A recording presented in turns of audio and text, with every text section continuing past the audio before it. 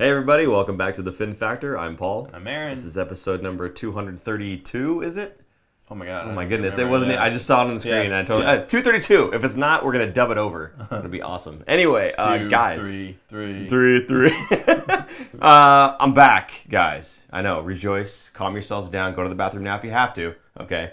But it's good to be back. Again, Devereaux, I'm not sure if he's in the chat right now or not, but Devereaux sitting in last time around. I appreciate you being in here. You're a temporary staple of the show, if you will. Always jumping in when needed, when I'm too busy to do whatever we got to do here. It's a good a DH or a designated hitter. Thank you. Well, thanks, Devereaux. I appreciate the explanation You're on welcome. the baseball term. Well, yeah. some people might not know. That it is might true. be hockey only. Absolutely. I'm surprised you knew. I did know. It's amazing. I don't know designated hitter which league it's for. You know it's for everyone now. Really? I didn't know that either. So there you go. But who cares? So here we are, another week of Sharks hockey gone by. But before we start diving into this, a couple things. First, of course, the best way you can help support the show is to share this out to your Sharks friends and family. If you guys are in the chat right now, if you could do that, that would help us out a whole heck of a lot. Yes, the like button, the subscribe button, hit that bell for alerts. We do appreciate you guys supporting us that way. You can also do it monetarily with Venmo at the Fin Factor, or using the super chat function, or going to thefinfactor.com where we can get all kinds of different merchandise there. Help to support the show that way as well. Aaron, there was a comment here from Peter St. John that I'd like to bring onto the screen here. Peter St. John says, "Evening, boys. Do you suppose Macklin has dual citizenship? Because if he does, I say Macklin for president." Now, Aaron, you have an actual answer for this, and I will let you get to it in a sec. But Peter St. John, weren't you the one that said Mike Greer for president the last time I was on the show? We were talking about how Mike Greer was fantastic, and then everybody was making fun of us because I was trying to get Mike Greer to be president or something. Did he get demoted to vice president? I guess. I don't know. He's got his running mate now in Macklin Celebrini. So. Or maybe not, because Macklin was born in Vancouver, so he's not a dual citizen. Not a dual citizen, no. Sorry. Can't play for Team USA, so there it is. I mean, just absolutely freaking embarrassing. Yes, it is. What about Zinksy? It has been a while. Yes. It says hello. Hello, Zinksy. Good to see you, buddy. Appreciate you being in the chat here. We've also got another one here. What was the other thing that was? Oh, Nick. Nick says he's solved it. He's got it figured out. I saw the problem. We just have to be tied going into the third, says Nick.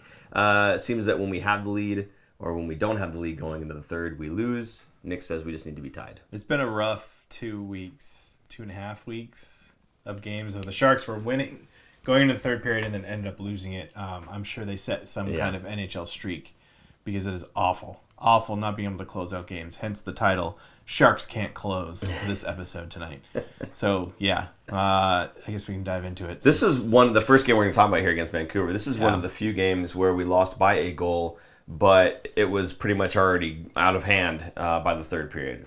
In most of these cases, when we lose by a goal in the third, yes, Nick, you're absolutely right. We would have been up 3-2, for instance, and then blow it to be 4-3. But in this case, the wheels came off a lot earlier. Yeah, the Sharks scored that third goal with 6 seconds left, so it wasn't really a big deal. But kudos for them for coming back. They scored 2 goals in the last couple minutes there, so still fighting. Even though I feel like last year that would have been, it would have stayed 4-1. Yeah.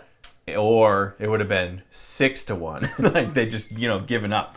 Whereas now they're fighting back and looking back on this game, you just look at the score briefly and you go, 4-3. That wasn't that bad. They didn't get their butts handed to them, even though they kind of did in this game a little bit. Yeah, but still, it's good for them to come back and fight and get some points for some of those players. Luke Cunningham being one of them. So.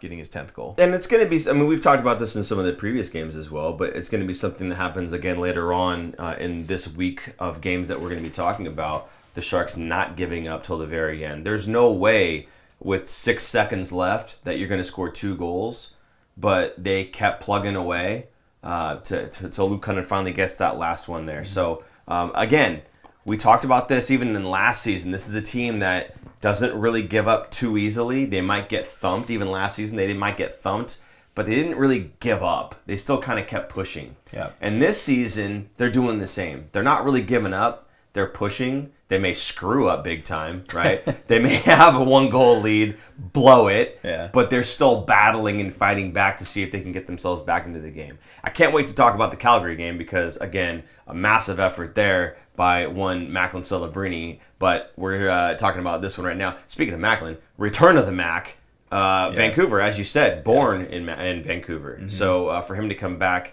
home, essentially, to play on home ice there, or on Vancouver ice, really, but yeah. And a lot of family and friends in house for this one. I'm sure this is one of the games where Macklin actually spent more money than he made in playing in this game, since he is on the league minimum salary, or kind of one of the league minimums entry-level contracts. So he did mention it before the game that he had a lot of people coming into town, and it was also, Christmas time, so people were in town for that anyway. But yeah, it was a big homecoming for him, and he really wanted to score and really wanted to get on the scoreboard. But I think he only got 1 assist at the end of this game. Can't remember. Did he score in this game? He didn't score. He did not score in this game. But he did get 1 point. But the beginning of this game, William Eklund. Yeah. Talking about William Eklund. He took a massive hit by Tyler Myers. Tyler Myers, he looks big on the ice, right? He looks big on TV. He's 6'8". That's not on skates. Yeah. That's standing on feet. At skates, that's 6'10". How many inches of skates give you? 2? They give you about 2 inches. Yeah, probably about 2 inches. So he's close to 7 feet tall. William Eklund is 5'11" on a good day. Yeah. He's probably closer to my height. I'm 5'9". Oh, yeah. So I think with skates, he's pushing 6 feet at most. Mm-hmm. That is a giant man hitting a very tiny man. So William Eklund takes this huge hit. He kind of has his head down. Now, we looked at it a couple times. Yeah. It wasn't a dirty hit. It wasn't like, it didn't warrant a penalty, didn't warrant a suspension. But he took this massive hit. I think, who was it that got into his face? I had this in the notes, I thought. Maybe I didn't put it in the notes.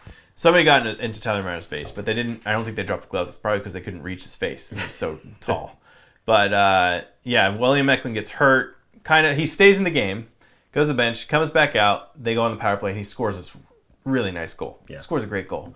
Then they go into the break, and he doesn't come back out. So he's done for the game. I don't know if they said the word concussion, but it might have been concussion. Okay. Which sometimes takes a little while for that to kind of, the symptoms for it to show up for them to be like, hey, you need to cool it. So he hasn't been back since. He missed the next 2 games, and I don't know how many more he's going to miss. But that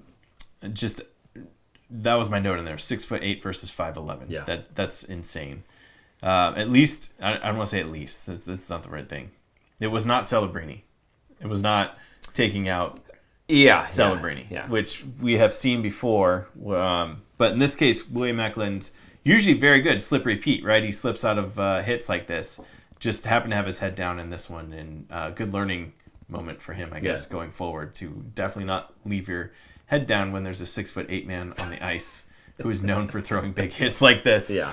So sucks that William Eklund is out, and we'll talk more about other injuries as well. Yeah, I hate that William Eklund's out. I love the way he plays. I love the energy he brings. I love the skill set that he has. He's got a bit of a flair, and it makes the games entertaining to watch, even when the Sharks aren't doing too well. Right? It makes it more watchable when he's out there on the ice. Obviously, Macklin is another one of those guys. When Macklin's on the ice, it's absolutely fun to watch, of course. But William Eklund, to me, is kind of like that next guy in line that is just like, I can't wait to see what this guy does. Give him the puck and see what happens, because it's usually something exciting is about to go down. Unfortunately, something not so exciting, him getting drilled and, yes, going down. So, Tyler Myers, gigantic human being. Credit to him, though, at least not doing anything cheap about it, not targeting the head, not jumping and exploding. It didn't look like, at least. If he jumps, you jump over him. Yeah, exactly. Right? He hurdle him, right? He has to duck. Well, he did. He crouched down low. He got that shoulder right into the chest. I have to say it was a fairly clean hit. Obviously, I don't like seeing Eklund gone and out, but it could have been a lot worse if it was a dirtier player. Yeah, if he hit him directly in the head or the face, with a shoulder and elbow. I remember Zdeno Chara, and the excuse for Zdeno Chara was, well, he's so big. He's 6'9". Of course his elbow is going to hit the guy in the head. It's like, nah, you still have to control that. At least Tyler Myers had good control over his body. I mean, it's the same argument with your stick, right? You got to control your stick. You might not do it on purpose. Absolutely. But you're still responsible for it, and you're still going to take responsibility for those actions. Now, the first goal goes in, and I made the mistake, and I apologize, okay? I made the mistake of putting something out there in the Twitterverse. Of course you did. I did. And I was feeling like, I even said it. Super Duper Jason, can we put the tweet up, please? Because I even said it. I said I shouldn't say anything for fear of jinxing it, but the Canucks only have 3 shots with 6 minutes and 30 seconds left in the first. The future is still doing a good job limiting chances. Now, Aaron, remind me, when was the goal scored for the Vancouver Canucks? To tie the game, you mean? To tie at 1. 14-10 into the first period. So 40 seconds after essentially that, right? So that I apologized immediately in the tweet after that, saying that one's on me, guys. Well, Shang, if I knew that answer, then I wouldn't have. We would have started off better. I'm guessing he meant to hit. That was actually freaking embarrassing to get the wrong button. He did. He's nodding. They didn't score just one. No, they did not score just one. 4. Yes, and people kept blaming me for these subsequent goals. Like, no, you only get one. You only get one. So the floodgates opened. The Vancouver Canucks go up 4-1. Before the Sharks start answering back, and it was ugly. One thing that I have noticed in these games in the last 2 weeks, because the Sharks have been playing some top-end teams. Yeah. I mean, almost everyone's a top-end team compared to the Sharks, but they've been outshooting these games, a lot of these games. So it feels like they are in control more than they were in some of these blowout losses or even earlier in the season, right? And it makes it feel like, hey, the Sharks have a chance against this team. They're playing pretty well. And then Paul tweets something stupid and we end up losing. But I completely blame you. It's completely your fault.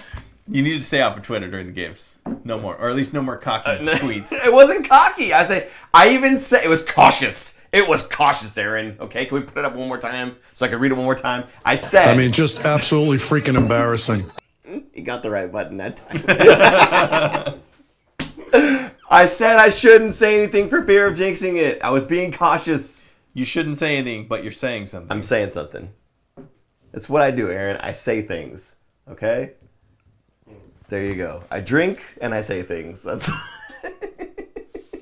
Oh, I can't lie. It was, a lot last, month, and... I don't drink that much. I miss Hurdle. I know, I do too. Oh, well, it's okay. We'll get to that in a little bit. Again, the main thing at the end of this game, Luke Cunnin scores that last goal with 6 seconds to go in the game. Again, this is a team that doesn't seem like it's giving up. And who gets a point on that goal? Okay, who? Celebrini. Oh, on the Cunnin goal? Yes. Yes, he did. So Fantastic. he gets, again, going back to not giving up, right? Getting his points, going up in that Calder race. I mean, I don't think he's trying to win the Calder race per se. Like, that's his goal. His goal is to win games. But it does help when you put some points on the board. I think he won't admit it, but I think it's in the back of his mind. Like, oh, I got, and I think back to Logan Couture when he was playing against, I think it was Edmonton, and Edmonton had all their really young guns, right? The Taylor Halls and the Nugent Hopkins and everything. And he's like, I want to show the league that I'm as good as these guys who are getting all this attention. You know what I mean? All these young guys, right? I have a feeling that Celebrini is kind of in the same mindset where it's like, there's a lot of talk about this Michkov guy, and deep down inside he won't say it, but I wouldn't mind lighting him up a little bit too and showing everybody that it's not just about goal scoring, which, by the way, we'll get to that, because even if it was just about goal scoring, Celebrini's got him right now. Anyway, moving on. Was there anything else from this game that you wanted to call out here?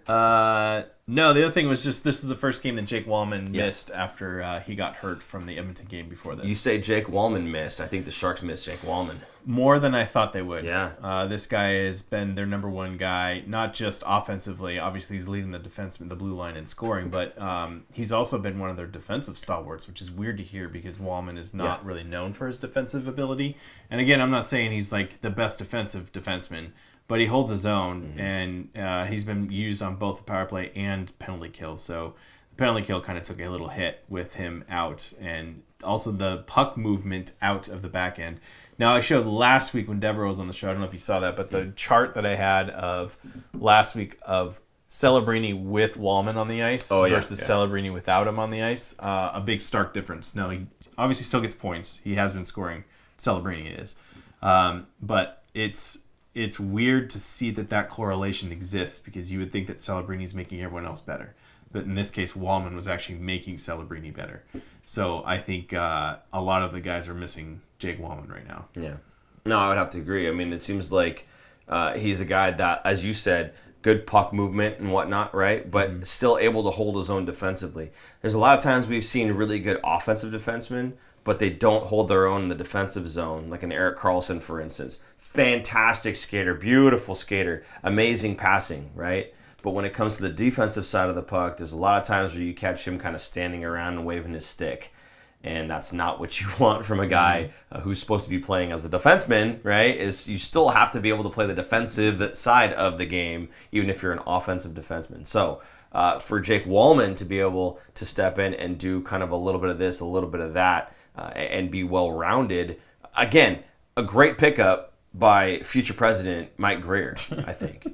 You know, absolutely. Is he's not a dual citizen, is he? Is he Wallman? Mike Greer? Oh, Mike Greer. Yeah. Was he born? I think he was born in. I thought he was American. We'll figure that one out later. Yeah. It's okay. Anyway, so I thought moving he was on. a Boston guy. I know he went to college there. Yeah, Boston guy. Let's see. He's born in Detroit, actually. So he's American. Oh, okay. Yeah. He's born in Detroit? Yeah. Oh, okay. My Detroit, bad. Michigan. I guess he just went to school in Boston. He went to school in Boston, Yeah. and then that's where all of his ties from Boston are. Very good. Okay. So moving on from the Vancouver game, unless you have any last thing here. No. Nope. Okay, good.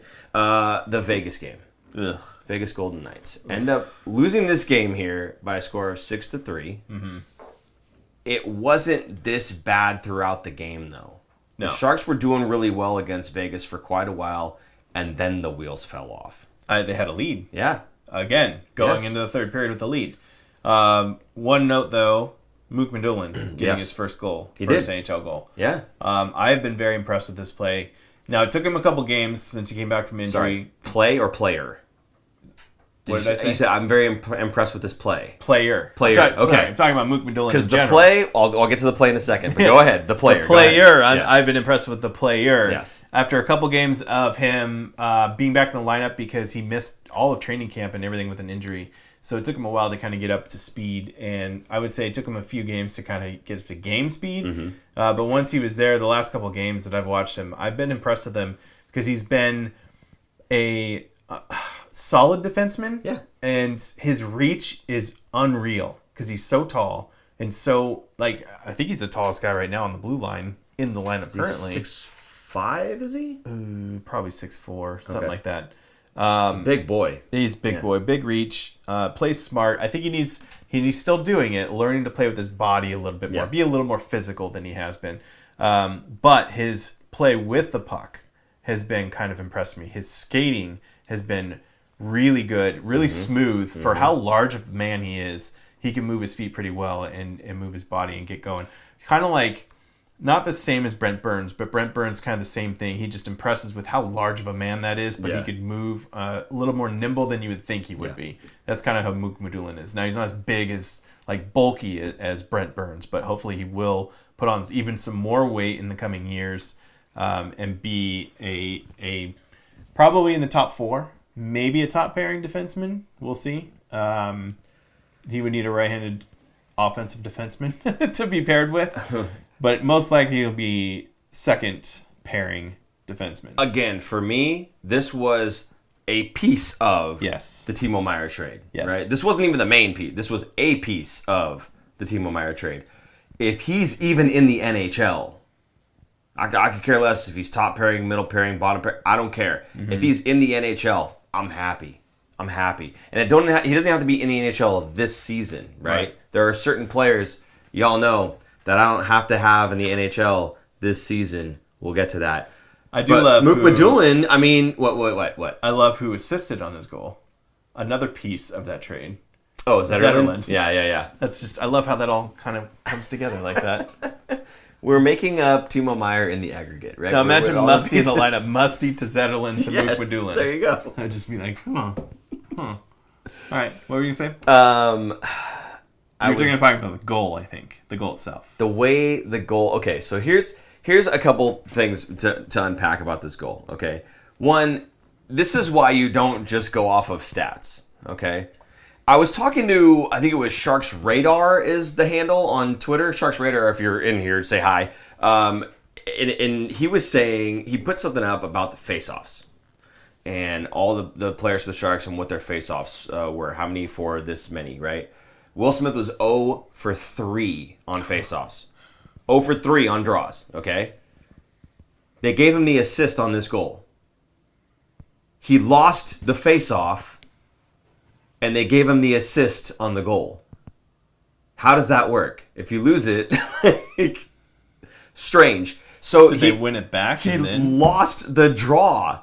Right. He was 0 and 3, so he lost the draw. The other guy touched the puck and pulled the puck. He loses the draw. Then the Sharks got the puck back. And then, so Zetterlund does the hard work here. This is why I'm saying you can't just look at points, guys, okay?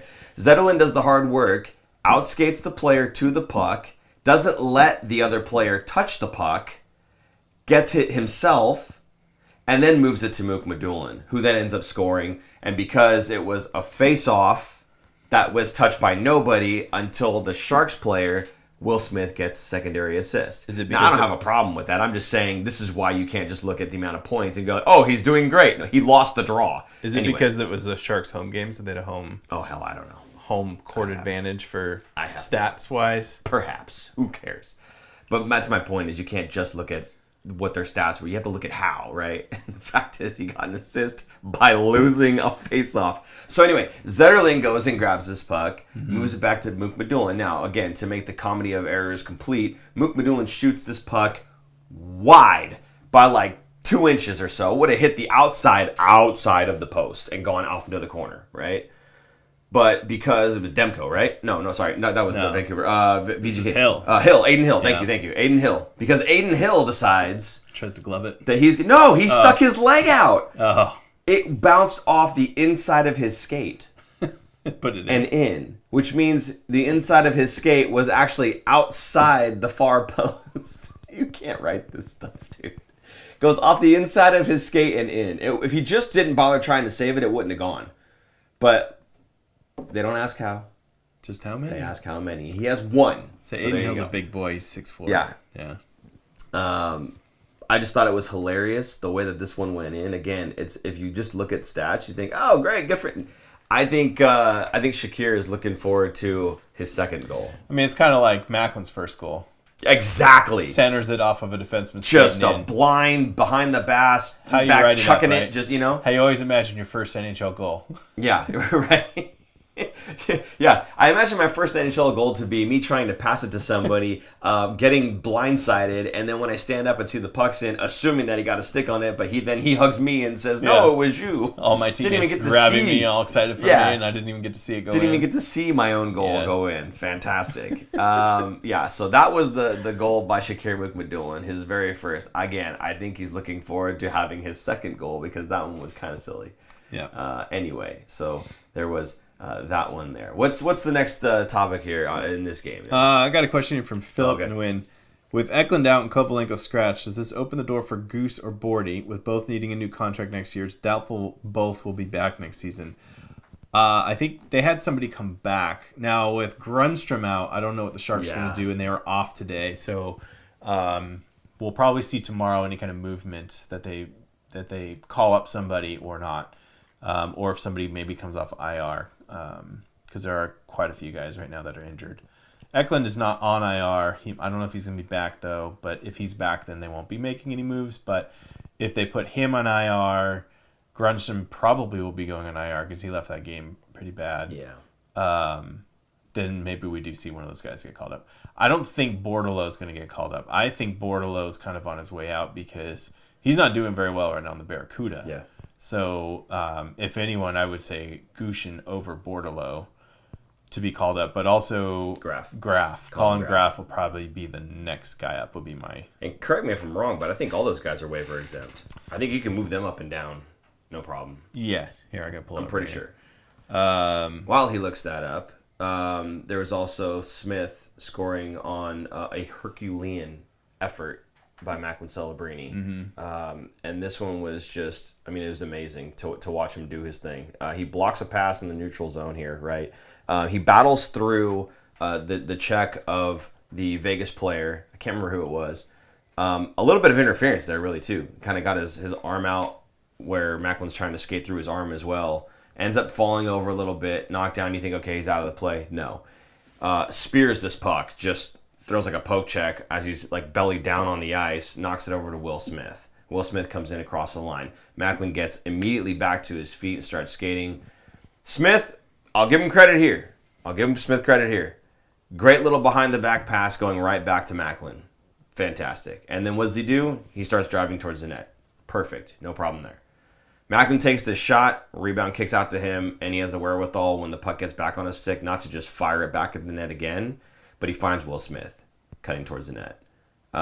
Again, just an amazing effort. For me, just watching Macklin play is just a treat every single night. This guy does not know what it means to not compete. I think I reposted this clip if you wanted to look at it. I think I put it on our story. It's probably gone right now. But I put that on our Instagram story because it was such an amazing play from start to finish of Macklin Celebrini doing 99% of the work, but Will Smith putting it in and getting yet another goal in the season. Yeah. And I think I wrote, Paul's gonna be pissed about this one. I'm not mad. On ones like that, I'm cool. There's a lot of other ones where it's just, again, you can't just look at the score sheet. You have to look at how it goes. That line though of Smith, Celebrini, and Zetterlund, they were humming, man. Don't start. They were looking good. Don't do it. I would like to have a show where I don't have to just keep slamming Will Smith, the pure goal scorer, Paul. No, Kellen, I did not say that. Every time they were on the ice, things were happening. I was happy for them. I thought they looked good. So, do you remember when Joe Thornton played with anybody? Yeah. Yeah. We called it the what effect? The Joe Thornton effect. Yeah, the Joe effect. The Joe Thornton effect, right? I think that's just what you're seeing with Macklin. You don't put him with anybody. But Will Smith and Celebrini do have good chemistry together. I'm talking about with the puck. Not off the puck. Off the puck, Will Smith has his issues. Oh yeah, he's got his issues off the puck. Jesus, man. I'm telling you. You know what? I'm not going to say don't get me started because at the end of the show I'm probably going to get started anyway. But this whole thing with everybody, they have such good chemistry together. You just got done saying Macklin did 99% of the work on that goal. You got to be in the right spot. Goodness gracious. Come on now. Do you remember Erik Karlsson playing and a lot of guys missing on all these beautiful passes by Erik Karlsson? Yeah, I do. Because they couldn't finish. Mm-hmm. Will Smith's finishing. Is he? He got a goal. Were we going to say that he's finishing or he got a goal? And he got an assist. Oh, come on. Off the face-off. Off the face-off, he lost. Goodness gracious. Don't get me started. Oh, I like poking the bear. Don't get me started. Poking the bear. Get on with it. Get on with it. Get on with it. Get on with it. Yes, get on with it. Yes. Get on with it. It's been so long. Oh, fantastic. Well done, Super Producer Jason. Well done. Yes. So let's see. On the topic of Will Smith, I will say this, okay? The post game with Mark Smith. What did Mark Smith say? Mark Smith said that he needs, about Will Smith, he needs that guy that's going to create space for him and get the puck to him. That was what Mark Smith said. Former NHLer Mark Smith, not guy sitting in a chair, right? Paul Sunseri, not that. He's a guy that needs somebody else to do the work for him so that he can get the puck and be the goal scorer, right? He's got a fantastic shot. I'm not denying that. He's got a great shot. Mm-hmm. It's fantastic. My issue with him is way more than just is he shooting the puck. It's his inability to move his feet half the time. I don't know why he's standing still half the time. If you're wondering what I'm talking about, check the Calgary game. We'll talk about that one next. Check the Calgary game, the last 2.5, 3 minutes or so when they pulled the goalie. Watch him be in Tyler Toffoli's way, almost falling over himself and just looking like he has no idea where he's going or what he's doing. What's the comments? What do we got with the comments? Debbie. Oh, Debbie? Oh. Paul, it's Sunday. You can't talk about Smith too late tonight. Debbie, I could do 2 shows on Will Smith entirely. So basically, Will Smith is the new Kevin LeBanc. Hey, you know what, Kellen? You're the one that said it because guess what? When they had too many men penalty, guess what they threw in? Well, he doesn't kill penalties. Somebody's got to go. Yeah. Right? Okay. Yeah. I'm just saying. And he gives them the we best. used to laugh at Kevin LeBanc, Aaron. When the penalties we used to laugh killed, together. When the penalty's killed, Yeah. it's He better to comes have Will out and- Smith on the ice. You're right. No, he score. gets out and he goes straight to the bench. You're right. Absolutely. He's so fast getting Will to the bench. Smith is not Kevin LeBanc. There's a huge difference. There- a huge gap. There in will skill. be a huge difference. There will be a He's huge going difference. to be a great player. He is. He's going to be. Just not now. I'm just telling you, just not right now. He's on his way. He's finding his stride right now, and we should what? No. What do you mean no? And we should continue to pump him up. Macklin Smith chemistry is inevitable. Can I read Joe's quote here? Yes. Sorry, not quote. Will could show up at Paul's house with cookies, and he'd be mad that he didn't use the right type of chocolate chips. That's right. I'm low carb, so if you're not using sugarless, Disgusting. Disgusting. Just don't eat cookies if that's... Ugh. Jeez. okay, let's move on from Will Smith for now because I'm going to come back to him later. Okay, I'm sure that I will. To fully, sorry, You need to breathe? You need to I hit? need to cough. Sorry. Toffoli shoots this puck. This is how they get the other goal. Yeah. Shoots this puck from behind the net, and somehow ricochets off a defender's skate or leg or whatever, and then goes off of the Aiden skate, Hill's skate. and in. 2 skates. I actually felt kind of bad for Aiden Hill in this game. He's got 2 of these goals that go like I don't feel bad for that Aiden would Hill not at have all. gone in. I never liked Aiden Hill. Okay, I mean, fair enough, but I don't know. Just as somebody who can empathize with a goaltender, like I've never played, but I'm just saying, man, that sucks. I remember this goal because I wrote this on Blue Sky. Hard work creates puck luck. The Sharks have certainly looked different tonight in a good way. This is before Vegas came back. And then I ended up with, okay, Sharks, show me your better team and close it out third period. And then Yeah. we all know what happened. But, yeah. Hard work, man.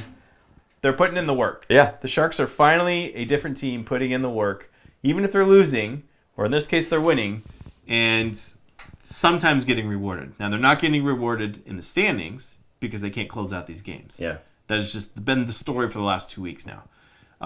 But, as I keep saying, these are the mistakes they are making are correctable. They will be corrected. Yeah. I think by next season, they're really going to be... It's a good learning experience for a lot of these guys on what not to do. Not that it's not making the same mistake over and over. It's just they keep finding ways to lose. They're not finding ways to win. They need to figure out how to keep their foot on the gas, not go on their heels, and attack in that third period rather than trying to sit on a 1-goal lead. You can't sit on Yeah. You can't sit on a 2-goal lead Yeah. in hockey. Even a 3-goal lead lately in the last couple of years has been not safe. I mean, I'm not just talking about the Sharks. I'm talking about in general in the NHL. Teams are just scoring more goals than they have been. So no lead is really safe, and you need to learn how to win and close out games, which I think with Askarov in the lineup next season, as a more regular in the lineup, because he won't be once Vanacek is back. Now, Vanacek, I don't know if you heard the injury. I did hear this one. Oh, this poor guy. Sitting on the bench in a game he's not even playing. Puck comes over. I think Eklund tips it. Comes onto the bench. He's sitting kind of in the back on the hallway towards the locker room. He doesn't even see it coming. Hits him in the cheek. Breaks his cheekbone. So I think he had to have surgery on it. Like, just nasty injury. So he's going to be out for a while. They just announced the actual injury, I think, yesterday. That sucks. They just said it was a upper body, but I think because he's going to be out for so long. Plus, he's a goalie. It's not like someone's going to hit him with a stick or something. But that sucks, man. A broken cheekbone, and you got to wear a mask that kind of sits on your cheekbone. Yeah. Like, that's going to take a while to recover. Absolutely. So we are going to see Askarov for a while. And yes, you're wearing a mask, but people still wring them off your mask. Yeah. And there's cushion, but if you have a broken cheekbone, it's not like you can, put some padding on it and play. Right. That's a whole different animal. Yeah. So I'm bummed because I was hoping that Vanacek would be yet another piece that the Sharks would end up moving, getting some assets back in return. Yes. But again, a guy that I feel like might be able to help a team out on a cup run, right? Might be able to be a solid backup option for a team that's already got a good starting goaltender, but doesn't really have anybody as the number 2.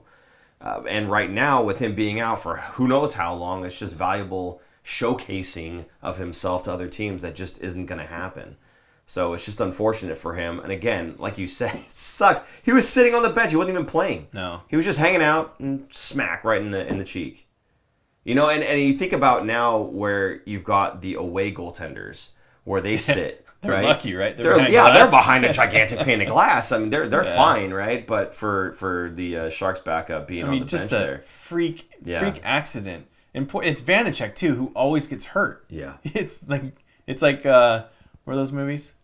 Final Destination. Oh like, God, it just finds you. Yeah, just oh God, yeah, it just sucks. I feel bad for him. Yeah. And that's going to be a brutal injury. It's probably going to be, maybe we don't see him for a month now. So we're going to see a good long look of Askarov. Now, Askarov was played in back-to-back for one of these games, I think it was. I can't remember which games it was. I might have gone from last week to this week. But I think it was after the Edmonton game because he played so well that they started him again. So that's kind of one of the first times we've seen Warsofsky kind of go back to a goalie versus switching him up. And I think maybe Blackwood did it a couple times, maybe after like a shutout win, they gave him the next start. But Askarov is, I mean, I feel more comfortable with Askarov than Georgiev in goal. It's just, Georgiev needs, I think, a little bit more work with Spear to get his game back. I do think he will be back, and I think he'll be also hopefully a trade chip by the deadline for someone who is looking for an experienced backup for a younger goalie, or just maybe somebody gets hurt or something down the line. So maybe we'll see him get traded. But I'm excited to see Askarov maybe take this and run with it a little bit more and kind of make the decision really hard on Greer once Vanacek is back. I'm going to be honest. I want Askarov to play in the NHL. I think he's already an NHL caliber goaltender as it is, but part of me wants him to go back to the AHL just to win a Calder Cup. Not because he doesn't belong in the NHL. The guy belongs. But frankly, I think the Cuda were playing so well, it would be such a shame to kind of screw that up and then, have the Calder Cup run would be so nice. The Sharks aren't going to do anything this season, right? The Sharks are just going to end up losing this season. It's going to be a great experience for all those players that are in the Calder. Yeah. Absolutely. Not just for all those players, but for the guy who's going to be your goaltender probably next season. Can you explain the Calder Cup to people who have no idea what it's just is? So it's basically the Stanley Cup, but for the AHL. That's really all it comes down to. It's the championship trophy for the AHL, American Hockey League, which is who plays there?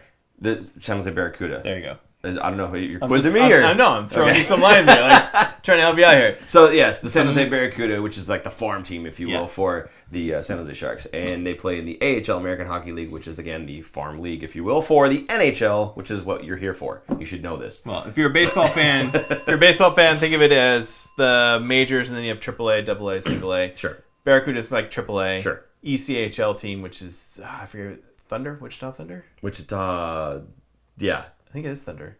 Anyway, that's like AA. Okay. And then there's like another one that's even further down. Players kind of get bounced up and down between the two. But the Calder Cup is for the AHL championship. So I would love to see Askarov go back to the Barracuda at some point, just to solidify the Barracuda as the Calder Cup championship winning team. I would love to see that. And yes, as Kellen says, could have never won the Calder Cup.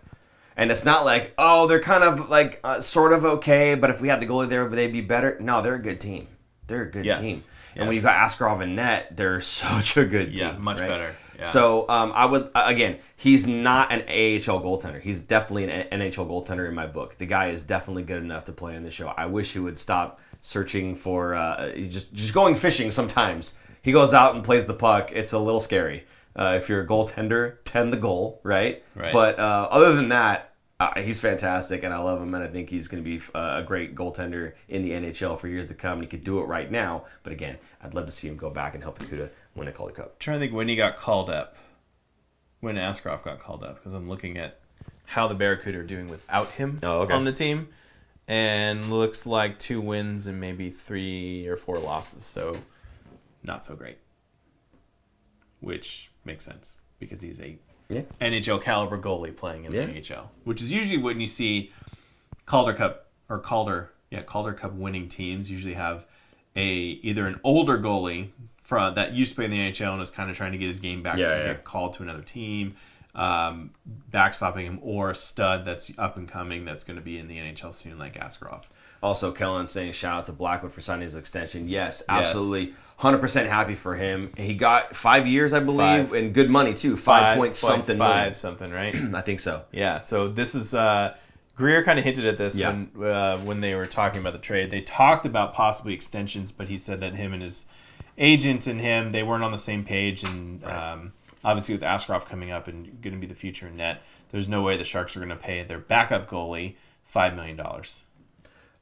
That's just it. It's not even if he's the backup goalie or not. Can you imagine being Yaroslav Askarov coming out of Nashville in that situation, right? Yeah. And then coming into the Sharks and they pay Blackwood 5 years, $5 million. He'd be like, dude, come on. Blackwood deserves this, right? I know, absolutely. He worked his butt off. He earned it. Yes. So I'm very happy for him. Very happy for the Colorado Avalanche. Hopefully to have found their goalie for the next 5 years. Hopefully it doesn't turn into a Georgiev deal where third or fourth season he just tails off and they want to get rid of him. So, yeah.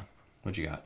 The end of this game, by the way, again, the Sharks ended up giving up 2 shorthanded goals in like 21 seconds. It's brutal. Yeah. So they ended up losing the game 6-3. So just an ugly way to end this game, where there was just so much hope going into it, thinking that maybe we'd be able to pull one off against the Vegas Golden Knights, but it is what it is, and it's Sharks hockey, which is unfortunate. But in any case, that's the end of the Vegas game, I guess. Anything else you want to add there?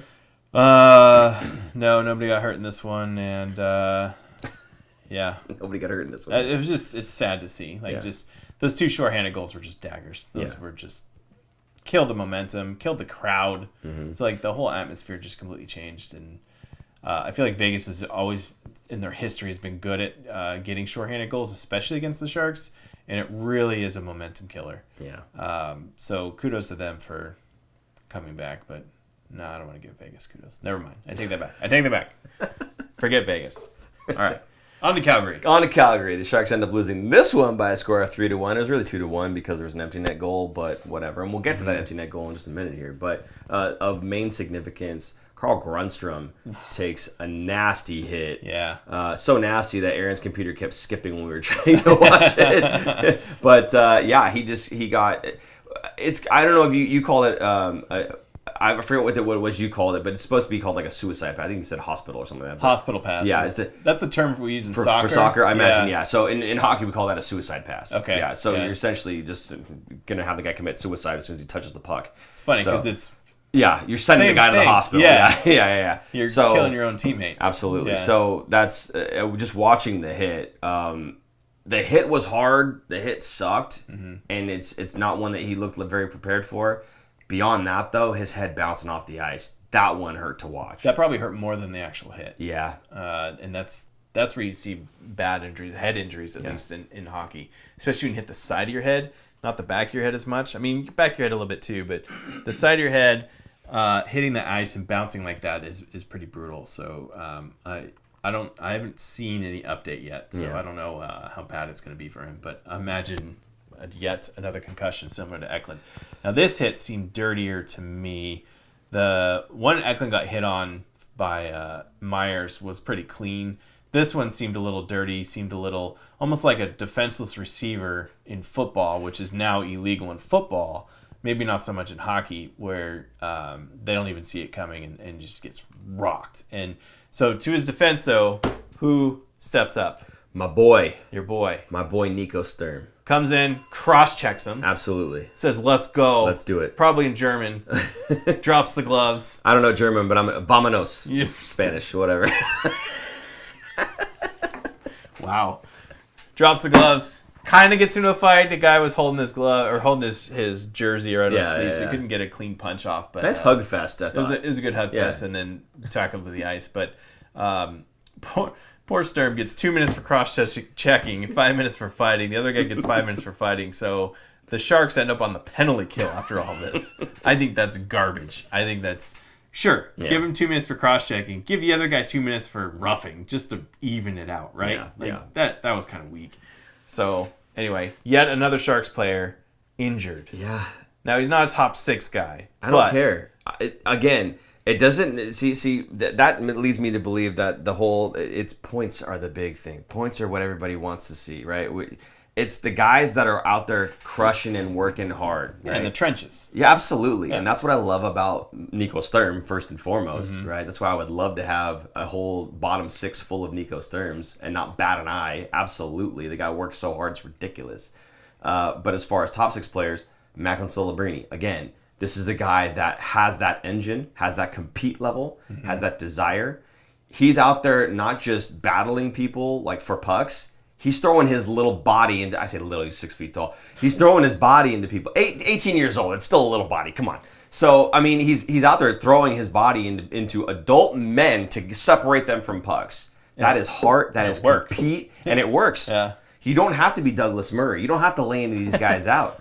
Peter St. John just said, it sounds like this, I miss Crankshaft. There you go. Just said Douglas Murray. But you don't have to be. You don't have to destroy somebody to be effective physically on the ice. And Macklin shows that. And again, Nico Sturm, not exactly Rocky of the group, but yes, he's one of those guys that's a heart and soul player. You mess with my guy, you're going to end up messing with me. So let's go, right? And he has no problem I'm sure Warsawski had no problem with him taking the extra cross-checking penalty. No. Right? No. Absolutely. You're sticking up for for your guys. teammates. Yeah. When that guy's laying on his side, half conscious, and he just bounces his head off the ice, I don't care what you do. You go over there and you stick up for your teammate. And it's exactly what Nico Sturm did. I feel like this is almost happening in every game right now, too. Yeah. Because the next game we'll talk about, or was it the same game? This game. The same game. This Later is in the this game. game, it happened again in the third period with Clem Costin wanting to start a fight with, I want to say there was a minute and a half left. Okay.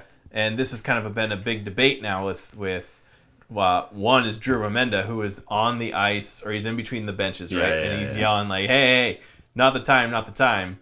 Whereas some other people, like Shang Peng was saying, this team's not going to be a playoff team. Absolutely drop the gloves at that point, and you get in those people's faces and let them know this is not okay to do. Yeah. I think it was, who took the hit? At the end of the game, it was Granlund.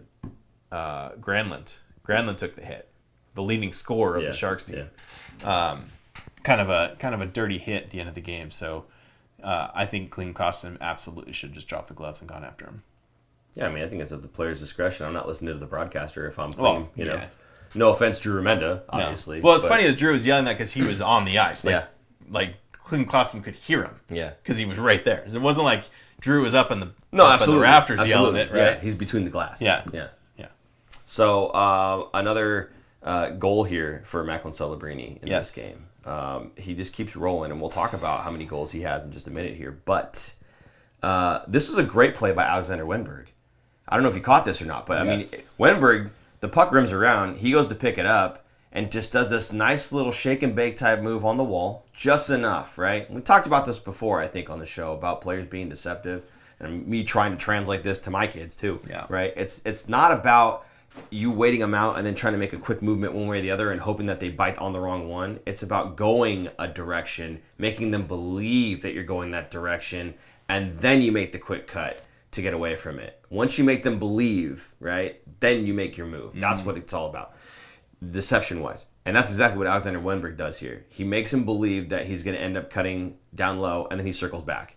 And this guy, I don't know who it was, poor guy ended up on his keister, hitting the wall. He just fell over, right? Just ankles, done. And then, Wenberg comes through, gets his head up, finds Macklin just like this.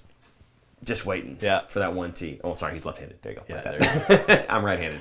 It's a beautiful pass right in the wheelhouse. Macklin just uncorks that bottle and, man, goes straight in the net. Beautiful shot. Whoever was in goal, I don't know who it was, stretched out, couldn't get there. Just a fantastic play. That was Wolf. Dustin Wolf. There you go. Native. Gilroy native Dustin Wolf. Yeah. He still won the game, though. So. I looked at this one over and over because I was like, why was Wolf so far out of position in this one? It was Zetterlund was in front. I think it was Zetterlund. Gosh, now I'm blanking on it. Okay. Creating a screen in front of him.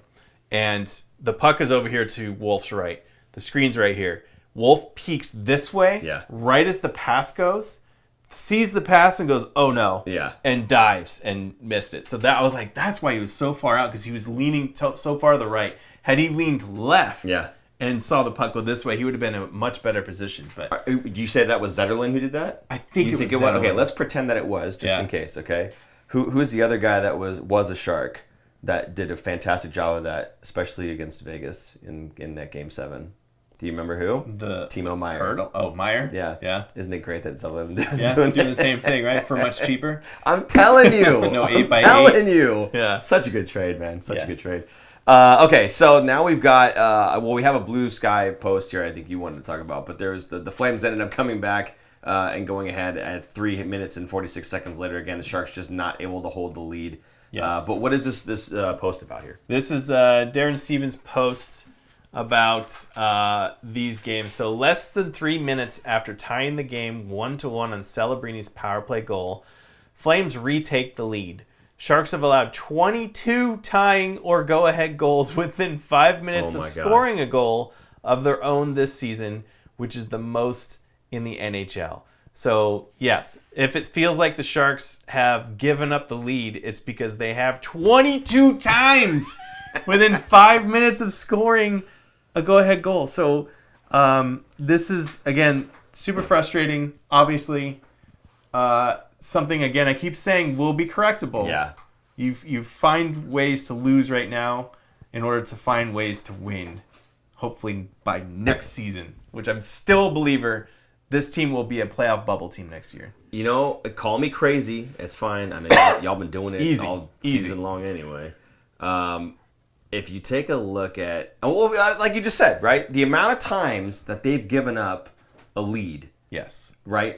Briefly after having it. 5 minutes. Gaining it, right? Less than 5 minutes, yeah. The amount of time, if they just, instead of lost the lead there, if they had just hung on. All those third periods where they had a 1-goal lead, if they just won that third period. I want to say it's 6 of the last 7 games or 8 you're games. You're talking at least 12 points that you could have garnered right there, right? That puts them close to the bubble. Let's also take a look at the 12 games that Macklin was gone. They lost, 10, 11 of those or something? I think it was 9 or 10, yeah. So, okay, because they had a 2-game win streak, so they got 2, yeah. So I think 9 or 10 of those 12 games were all losses, right? So if we were to take those games out, take a look at the points percentage for the Sharks when he's in the lineup, right? And imagine that the points percentage would be the same for those 12 games. You're talking about a bubble team. You are. Much closer to, in the standings, 40 to 45 points, which is right dead smack in the middle of the division. Now, for all my Marvel fans out there, yes, this is what if, right? But nerd. I'm just saying. I just watched all the episodes, by the way. It's the season 3. It's horrible. Anyway. And you still haven't seen Ted Lasso. I've not seen Ted Lasso. You know why? Because I was going to watch it, but I have the what do you call it? The memory of a goldfish. And I couldn't remember to just bring it full circle. Look at the disappointment on his face. Anyway, you disgust me. No, this would be a bubble playoff team right now. This would be a team that would be having to make a decision, right? They'd be having to make a decision come trade deadline. Which way do we want to go? But instead, because they keep fumbling it here, they're again at the bottom of the show or of the NHL, right? So I don't know. I think again, we talk about next season, they're going to be a bubble team. I think I was onto something when I said at the beginning of the season, this team could very, very well be a bubble team this year. Could. Yeah, absolutely could. But they need health, which they don't have They don't have the health, yeah. And closing out games. And they better need to close luck. out, yeah. They just, I mean, being generous just this week alone, 10 points. Or not this week, but the last 2 weeks. 10 points in the standings. That's where they should have closed those games out and gotten at least 10 points. That gives them, they're at 28. They would be at 38 points right now. Yeah. Which is middle of the pack, right in the behind league. the St. Louis Blues. Yeah. For 20th. Yeah. That's where they. You're just talking about the one. We're just not even the last 2 weeks. We're not even trying to discount the 12 games that Macklin was gone and figure out that point because that would put us even higher. All these games where they had the lead in the third period. Yes. If they close all those games out, maybe even just half those games. That's 6 points. Yeah. It's brutal. It sucks to watch. So again, I'm gonna say it. I was onto something when I beginning of the season when I said this team could very well be a bubble team. I'm feeling like they could because they could have. They honestly could have. It's not like they were if they won games that they were already losing. No, they were leading in those games going into the third. We could have won those games. It's not like we had to have a good effort to come back and win it. No, we were ahead. So I don't know. I think this team is far better than the standings say, far better than a lot of the pundits give them credit for. Ooh, there was a good quote here from Where did I see it from? I think it was on Shang's article after the Vegas game. And it was the Vegas coach talking about the Sharks. Man, I'm going to have to find it real quick. Sorry. You can just keep talking. Yeah, sure. So the Sharks... I was saying the Sharks try a new strategy here going into the third. They're going in not leading, going into the third in this game, right? But unfortunately, that's not a recipe for success either. As Nick said at the beginning of the show, he's got it figured out. They need to go into the third tied because I guess we haven't really done that much yet. So Nick will put that one to the test and see the next time that they go into the third period tied and see how they come out of it. And if that's how they get their wins, then that's how they need to do it. Because going in with a lead, they got maybe it's overconfidence. I don't know. But apparently that's a recipe for 2 shorthanded goals to go in. Or just disappointment in any way, shape, or form in the third. But again, when you're behind in the third for this team, it doesn't seem to make a difference one way or the other. You're still going to lose that game, which is unfortunate. There, I've bought you plenty of time. Yeah, I still can't find it. Anyway, all right, here we go. I found it. This is Bruce Cassidy, the coach of the Vegas Knights. I know the record lately isn't as good as they would like, but they seem like when you're watching them, they're in every game finding ways to lose as opposed to win. It's a learning curve for whatever team goes through that. I just think they're more competitive in terms of their attack mentality, how they want to play the game, and that's what I saw tonight as opposed to the first time we played them. Yeah. So he even acknowledged that, yes, the Sharks team is much improved, much better, more of a competitive team than they have been. And then I wanted to point out at the end of this game. Now, we talked about the end of the first game of the week. Yes. Where there was this massive effort by Luke Cunnin, not giving up. Needed 2 goals. There was only 6 seconds left, and they scored, knowing that it's not going to matter even if we score. They keep pushing, right? They keep going. And in this instance, again, can't say it enough about this guy, Macklin Celebrini. His compete level is off the charts. He doesn't know how to quit. I mean, the puck is getting out of the zone, and the time is ticking down. We're under 5 seconds or so, and it's careening down the ice. The other player's got to step on him. And Macklin's a fast dude. Yeah. But the other guys already got to step on him. So as they're accelerating from neutral zone to essentially down by the dot, Macklin is on the outside. He's closer to the boards. The other guy's actually got the inside track, so he gets a stick on this puck. All he has to do is pull it inside, and that's it. Empty net. But Macklin, not giving up, skates as hard as he can with the guy starting to pass him. The guy starting to get his arm out in front of him, and Mac just turns right into him, just freight trains this guy. He falls over. The puck's right there. Gets a stick on the puck as well. They both slam into the wall.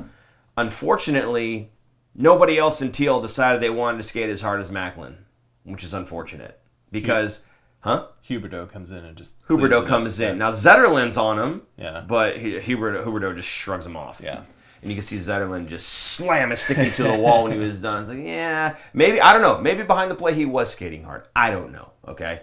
But all I know is the effort from Macklin to save this goal, which doesn't mean anything. I was a little worried about him going to the boards. Yeah, I was. Because I was like, oh man, that's how guys get hurt skating that hard and then sliding into the boards together like that and getting tangled up. But again, I have to respect the game. I have to respect how hard this guy works and how he just does not give up. This is the type of thing you talk about future captaincy material.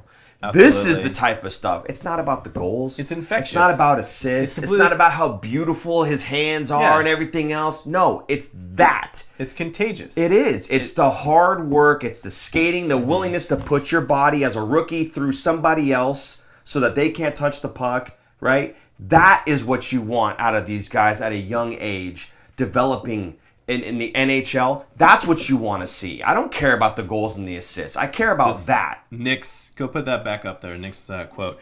They have fight. It's growing pains, as Randy Hahn explained so well. It's exciting because you can see glimpses of what it will be like when they figure it out. Absolutely. And now, going back to the very beginning of the season. Now, you did say you thought they could be a playoff bubble team. Yes. I didn't think so. I thought they would be more of a bottom 10 team, not bottom 3 team. Like right now, they're bottom. I was going to say bottom 3. 2. Okay. Yeah, they're second from the bottom. Chicago is the only one worse. But we are seeing glimpses of them of the greatness that is going to come and where they're going to be going. I feel like they've already hit rock bottom and now they're on their way up. Yeah. Now it's not up. It's going like this. It's like in waves, right? So they're going to be ups and downs. There's going to be peaks and valleys, and right now it's a valley. But this team is much better, and we are getting to watch certain players. Askarov, we're seeing more of him now, so we can see what he can do, and he looks ready. We're seeing Mook Madulin in the lineup now, and he's looking great, and he's looking ready. We're seeing Zetterlund, I feel like, taking his game to another level. Eklund, the same thing. Celebrini doing things that I have not seen done by an 18-year-old ever, at least this closely, because we've been watching so much Shark stuff. So we are seeing improvements of individual players and the team kind of coming together, being more competitive, not keep fighting and not backing down at the end of games. So we're seeing it coming together. It's still just not a full package yet. Yeah. And to think of next season, how many players are going to be joining this team that are even more skilled than are there right now? And I'm talking about, hopefully, I love this guy, Quentin Musty. I keep bringing him up. Yep. But there are other players. Maybe we see Luca Cagnoni joining the team. Maybe we see a couple other guys.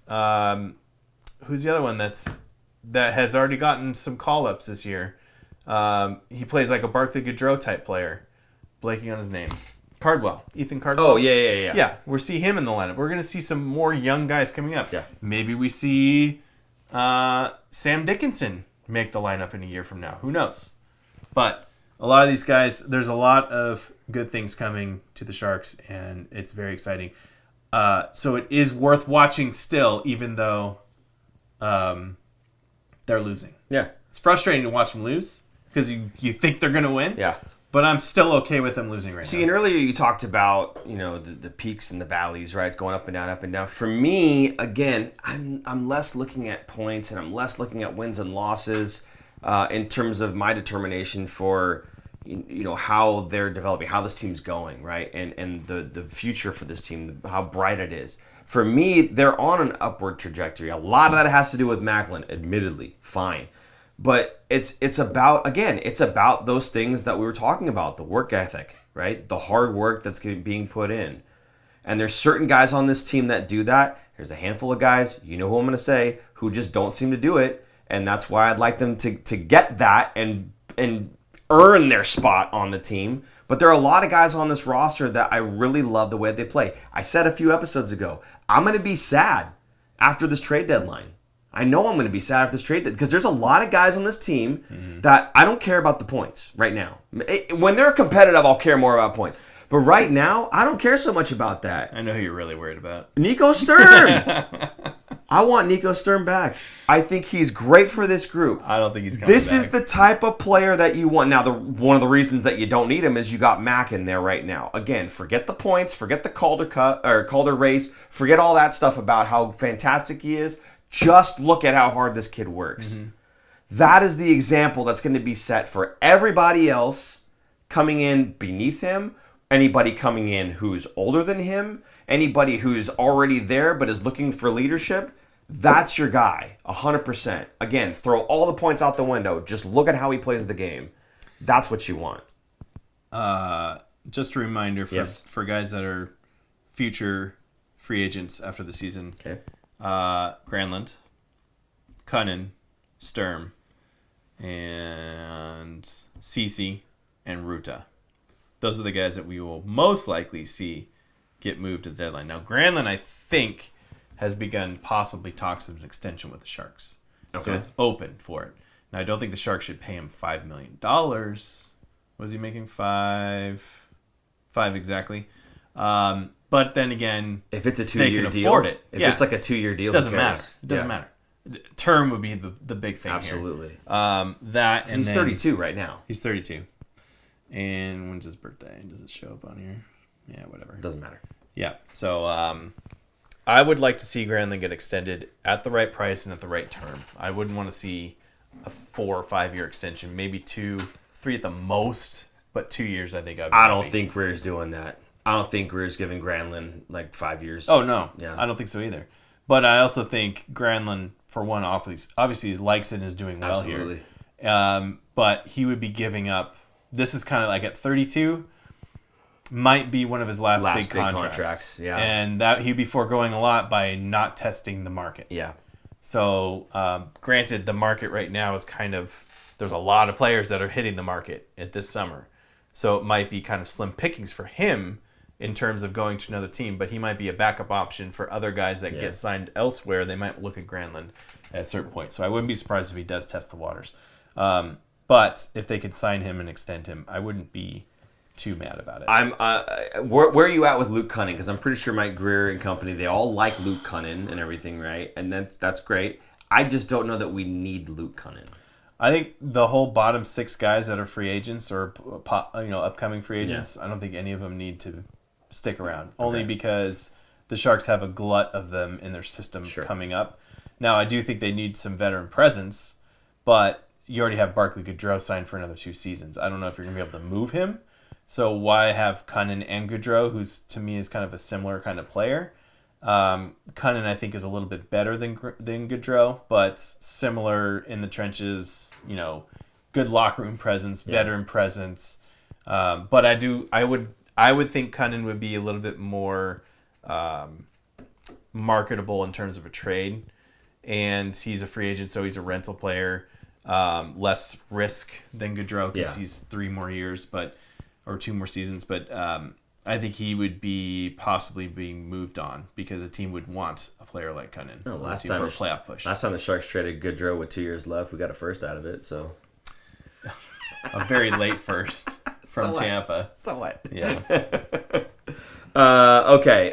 You had some injury notes here. We're going to keep this rolling along. So let's just go over all the guys that are injured. This sucks. Currently, right now, Jake Wallman, Yeah. William Eklund, Carl Grundstrom now, Vitek Vanacek. We talked about Vitek Vanacek. Vitek Vanacek with the broken cheekbone. Mark-Edward Vlasic still has not played this season. Now, I'm not saying he's going to be great when he comes back, but that is a veteran presence on the blue line.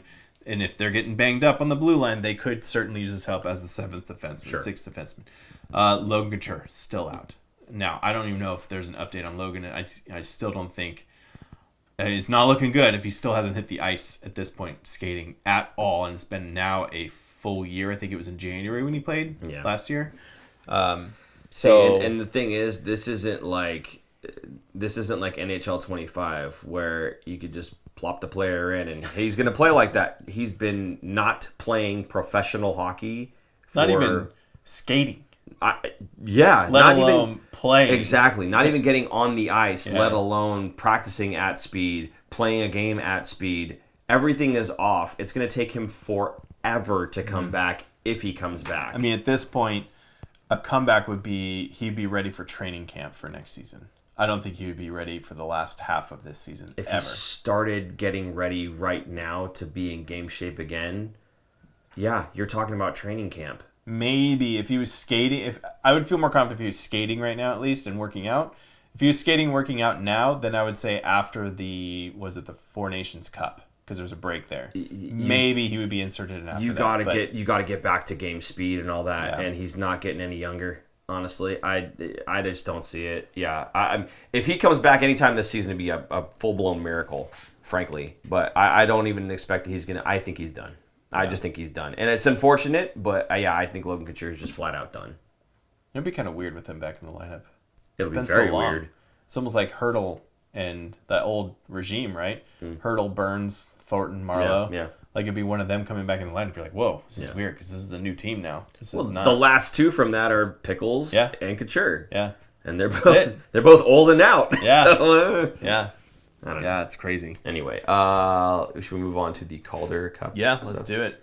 The Calder race. I keep calling it the Calder Cup. I'm sorry, it's the Calder race. Rolls off Calder the tongue. Trophy. Calder Cup. Yeah, rolls off the tongue. So there is a difference between the Calder Cup and the Calder race. So the Calder Cup is the championship for the AHL for the minors.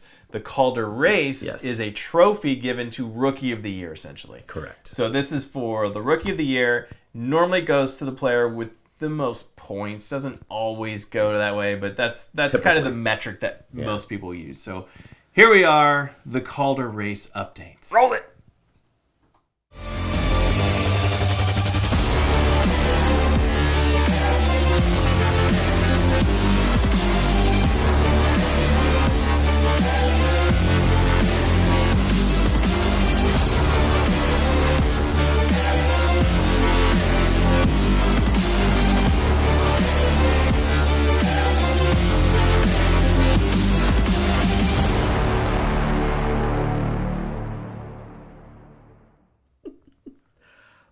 right. Aaron was just making the comment. This is like the 1 20-second break that we get during the show. It's like, whew, clear your throat. Okay. Yep. Okay, so we're going through the from first to third, I think it is, right? Yes. Okay, so in first place, any surprise? Yes. Actually, this is now outdated. Oh, it is? Yeah. Macklin Celebrini is in second place now because Michkov had a couple points tonight. Whatever. But going into tonight before we started filming and before that game was over, you took it away. Macklin Celebrini in 27 games has 12 goals, 15 assists for 27 points. He is at a... Oh, I cannot lie, it was, a lot last, month, and... He's at a point per game pace. This is great. This is fun. So we need less 20-second breaks, man. Macklin did catch up to Matvei Michkov up until tonight. So Matvei Michkov now also has 12 goals. Okay. So he's tied in goals. Yeah. 7. I think he got a goal and assist because he now has 29. Yeah. points. Yeah.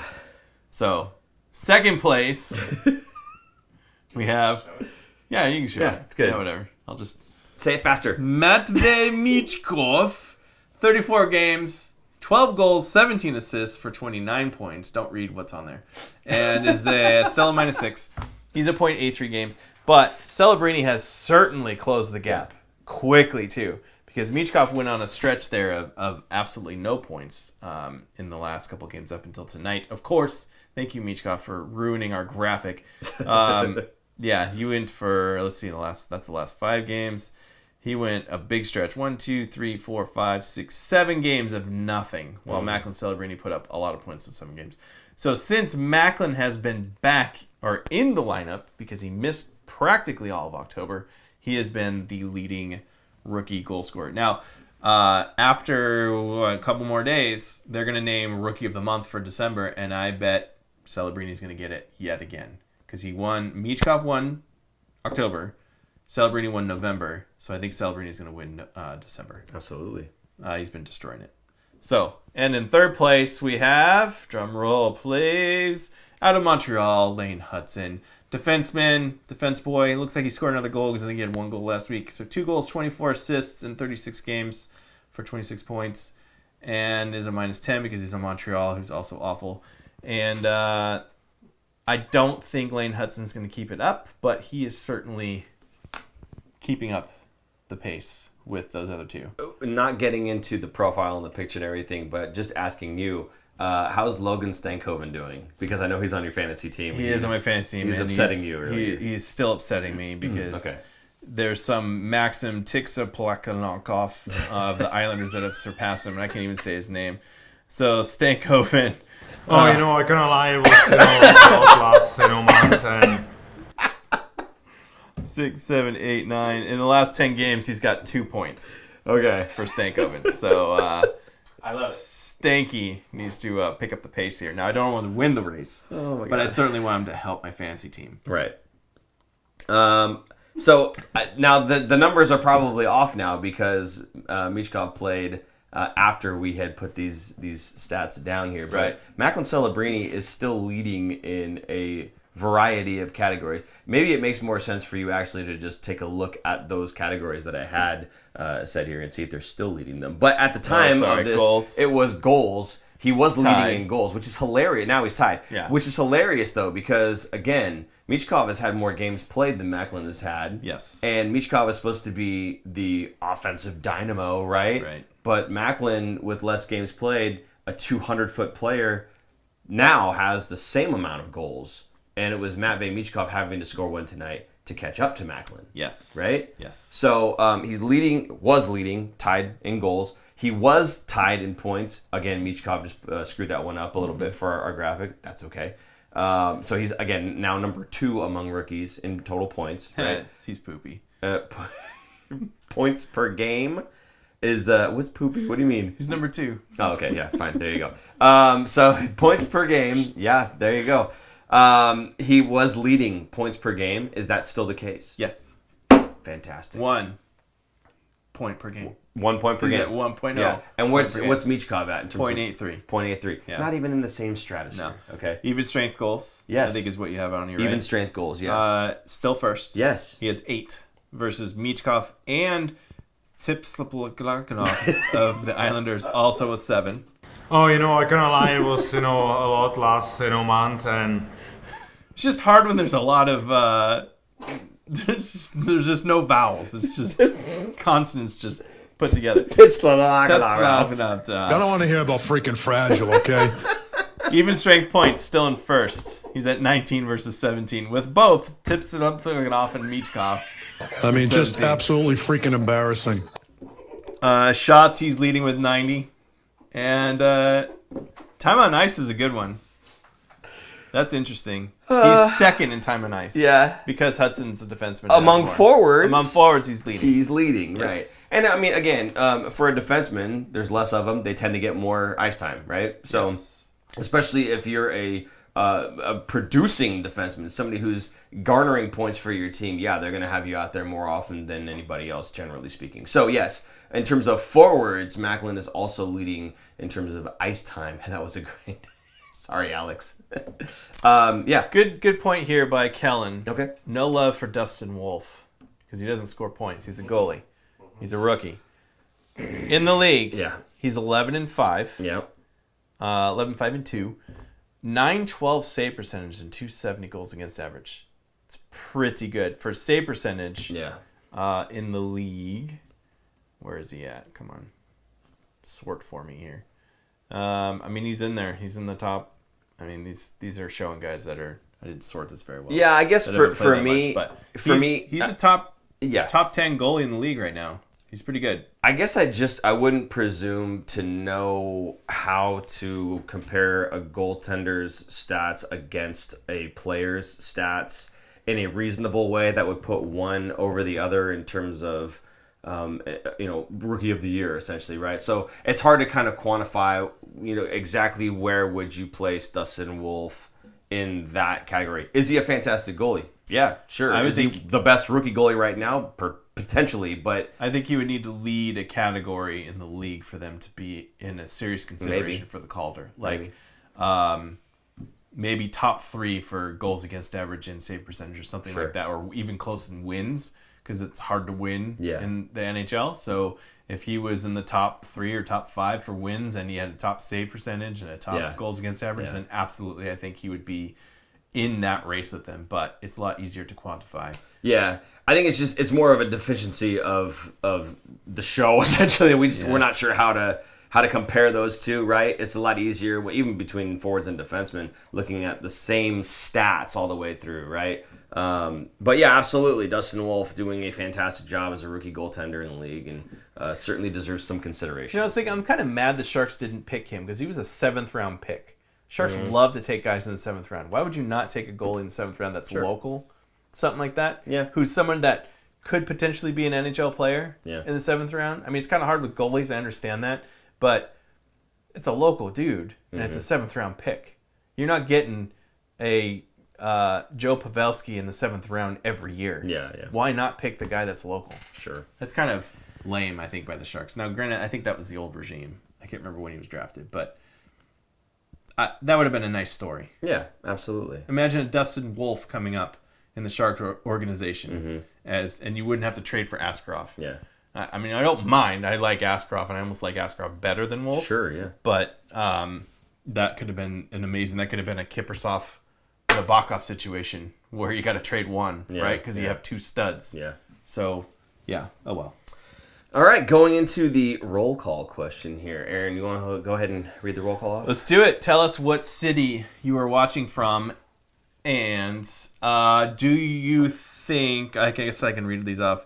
Who do you think on the Sharks are going to finish all 82 games? Yeah, because we have a season. handful that have not missed a game yet. I think we were at 39, correct? Yes, 39. 39, yeah. All right, so give us the list of players that are currently at 39 games played, and then you guys kind of just let us know if you think any of these guys are going to finish the season all 82.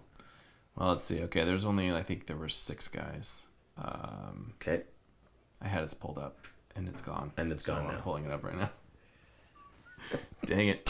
Oh, man. Sorry, All right. guys. Tyler Toffoli. There we go. Tyler Toffoli, Cody Ceci, Alex Wenberg, Luke Cunnin, Mario Ferraro, Jan Ruta.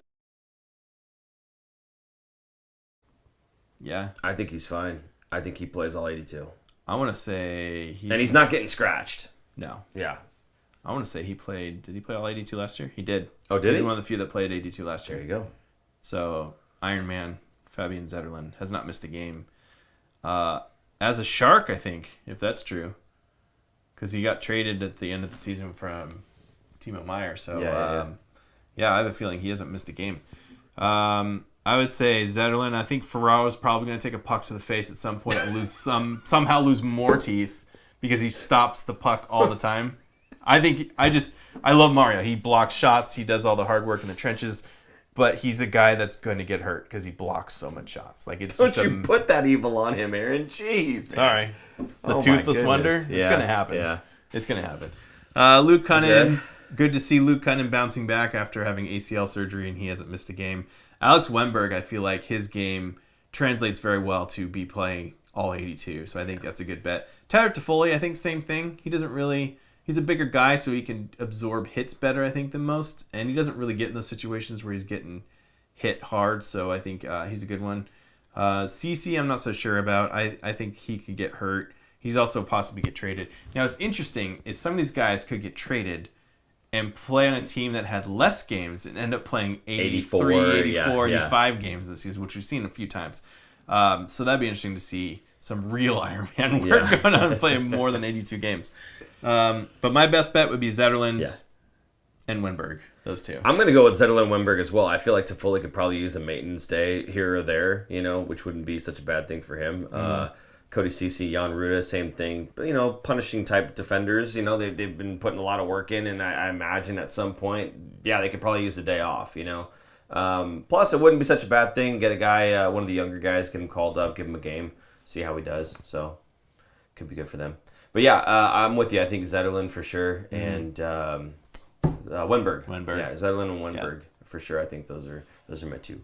CC and Ruda traded if they keep the current pace, says Kellen Foster. Yeah, you think they're on the way out, huh? Yeah, I think a lot of those guys are going to be, which would be interesting to see who they call up once they are gone.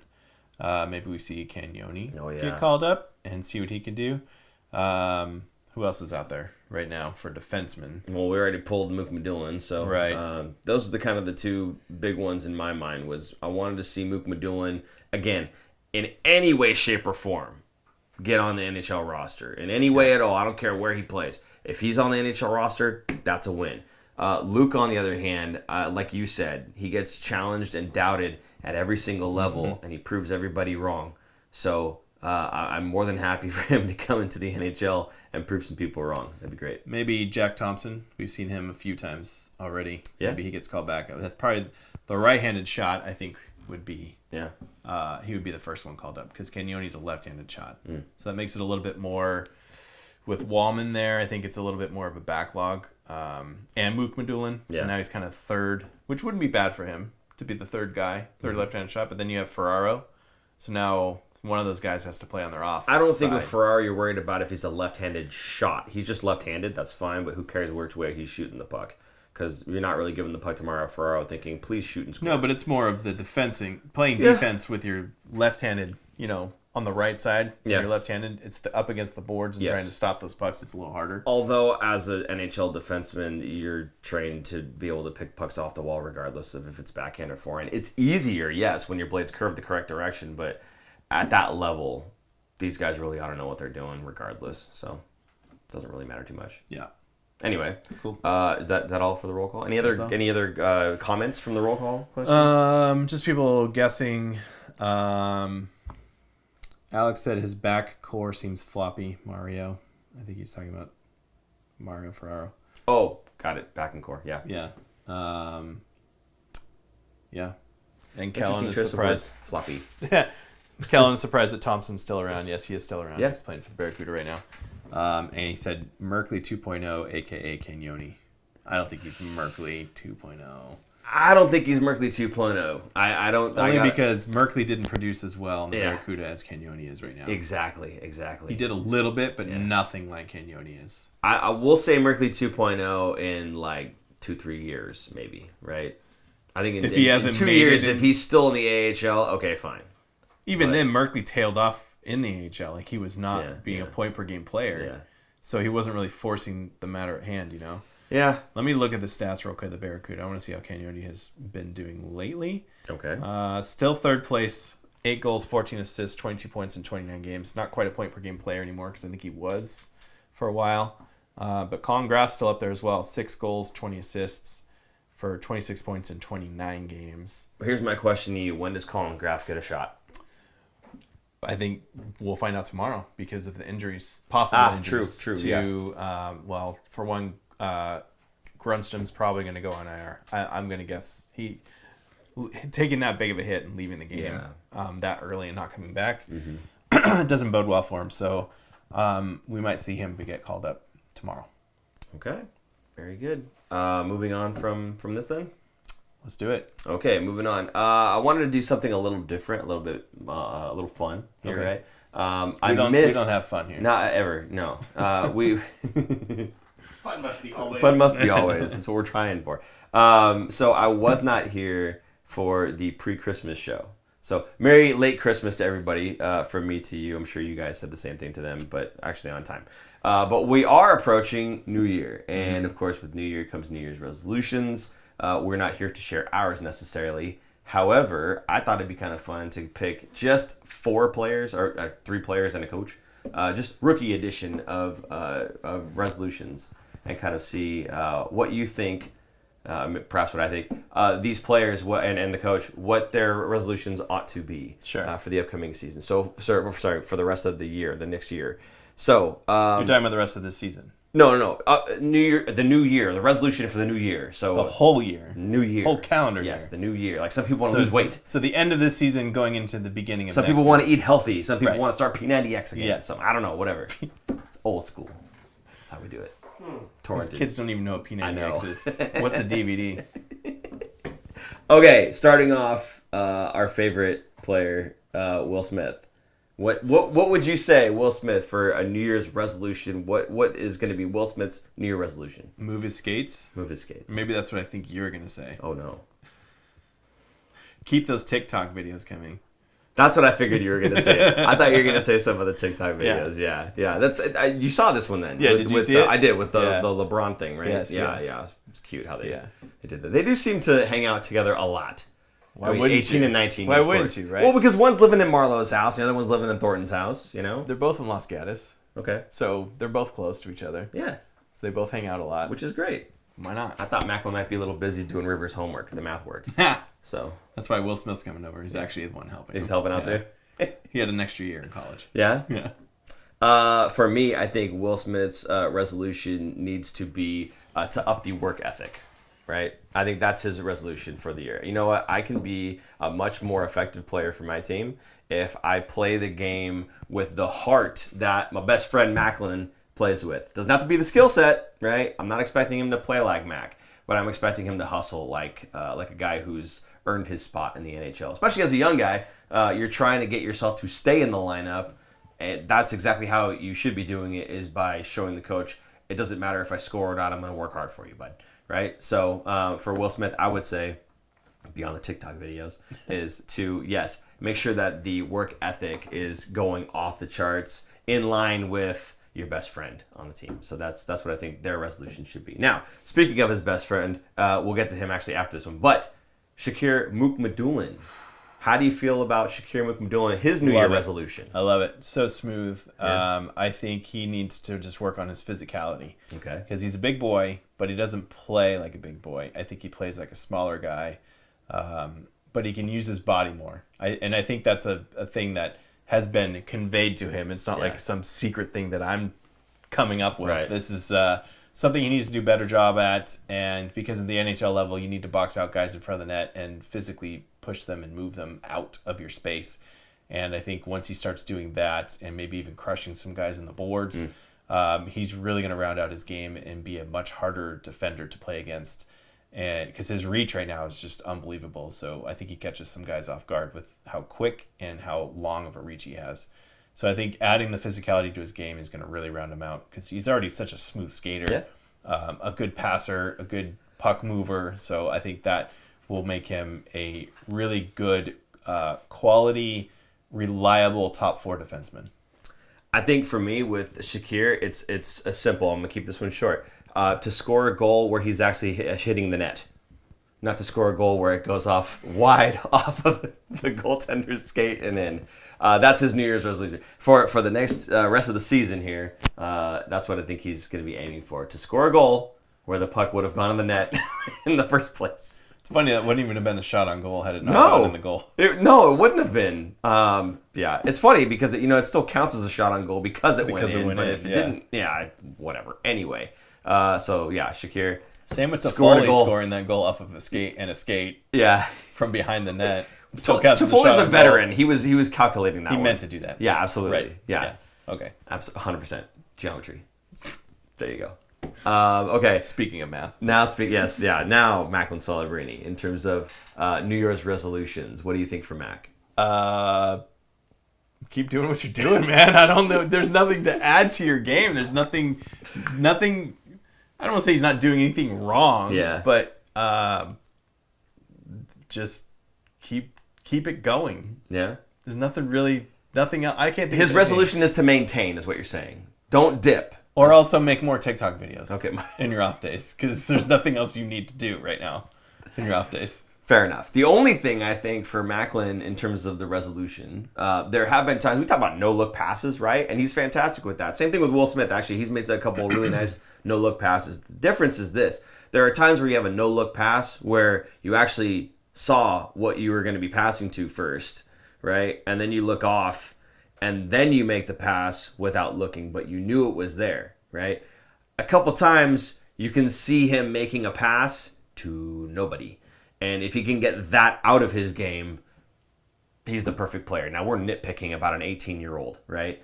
But you have to with him because he does everything so well. So for me, with Mac, that's what I would be focused on for the new year, is not throwing blind passes where it's truly blind. I got a good one for him. Oh. Work on your talking skills to the media. It is brutal. I just take a simple class. Fair enough. Just a couple courses, maybe even not even a class. Just have some help in the media department, because I watched an interview of him on this is the Canadian show, not Sportsnet. What is it? I don't know what it's called. Oh, jeez. Sports Center? No, it wasn't ESPN. It was whatever. Okay. Brutal. Just, the normal stuff that we're used to of Macklin. Hey, Macklin, there's this big long question, a big long paragraph. How'd you feel? I was good. Yeah. That's it. That's the answer. It's like, come on, man. You got to give something. You got to give a little more personality, a little more something out there. Just don't be such a deer in headlights as an 18-year-old. I mean, I know he's 18. It takes a lot of work, but I think that would be a good thing for him to work on going into next season, because there's a chance that somebody retires and there might be a new captaincy. Yes. And I think as the captain, you should be able to put some more than 3 words together. Gotta speak good. Right. Yes. Rookies was the topic here with the New Year's resolutions. Warsawski, a rookie head coach in the league. What do you think Ryan Warsawski needs to do to have as his New Year resolution? Man, figure out a way to get across to the Sharks players how to close out games. I like that. And keep them focused that they are doing good things and they're turning things around. Don't get too focused on the wins or losses. Absolutely. Having that many losses is brutal. Focus on the positives of, hey, we took these teams in the top 10 of the league. We took them. We had the lead going into the third period against these guys, and it took them a period to wake up and finally fight back. Now we need to figure out a way to stop that and to stop the dam from breaking and winning those games. So I think keeping them positive and on track, because they are in a positive direction. I would say for Coach Warsawski, he's done a fantastic job this season already, in my opinion. But there's certainly one area where his predecessor, Coach Quinn, certainly outshined him, and it's something for him to work on for the new year. and that is supplying us with fantastic clips. Coach Quinn has supplied us with several very awesome clips, and I think Ryan Warsofsky needs to have some good quotes that we can then turn into clips for the show. Right. There you go. That's my take on it. What do you think about that? I don't want to hear about freaking Fragile, okay? Just setting them up, baby. That's how we do it. Rack them up. Okay, so that's the whole New Year's resolution. I think hopefully you guys had a little bit of fun with that one. I don't know. I thought it might have been fun. So much fun. There you go. Because we don't have fun on the show. Never. So never. No. Okay. Upcoming games.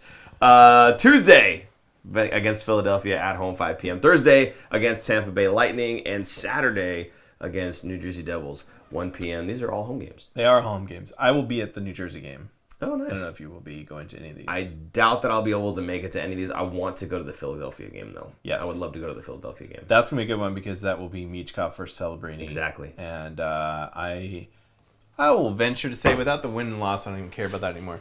Celebrini outscores Michkov in this game. Ooh, I like that. Yeah. What do you think? I'm going to agree with you on that one. I think Celebrini is on a bigger trajectory than Michkov is. If you take a look at the last, I think, 3 games that Michkov played, the third to last was 10 minutes of ice time, then 9 minutes of ice time, and then it ramped up to 16 minutes, and he got his goal and his assist. I guess he got the memo. So good for him, but I don't think that he's outscoring Macklin in this game. I think Macklin puts on a show. That's curious. I want to look at his ice time real quick. Who, Mac? No. Michkov. Michkov tonight. Is that tonight? It's That is 16 tonight. minutes, right? 16 minutes Yeah. tonight. The night before. The game before. Not the 9. night before. The game before. Oh, it was the night before. Yeah. 9 minutes. Yeah. He's in the doghouse a lot of the times. Yeah. Which we talked about before with him and Tortorella. So, yeah. What I'd like to see in this game is Macklin Celebrini back-checking on Michkov and picking him and embarrassing him and then turning around and scoring. I think that would be awesome.